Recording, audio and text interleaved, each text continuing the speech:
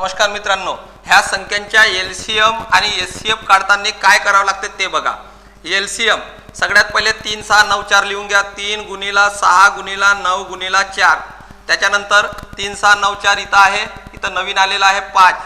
3 6 9 4 5, 3 6 9 4 5 नाही आहे इथं, म्हणजे हेच अंक आहेत। तर काय करायचा, सगळ्यात मोठा पॉवर पाहायचा। 3 चा सगळ्यात मोठा पॉवर इथं 4 दिसते, इथं 2, तिथंही 2 आहे, म्हणजे मोठा पॉवर 4। इथं 6 चा सगळ्यात मोठा पॉवर पहा 2 आहे, इथं 3 आहे, इथं 5 आहे, म्हणजे 6 चा पॉवर 5। 9 चा पहा इथं 3 आहे, इथं आहेच नाही, म्हणजे 9 चा पॉवर 3। ज्याच्या नाही आहे त्याच्या पॉवर 1 असते मित्रांनो, हा लुप्त असते। इंटू 4 आहे, 4 चा पॉवर 5 आहे, 4 चा पॉवर 5, 5 चा पॉवर 2।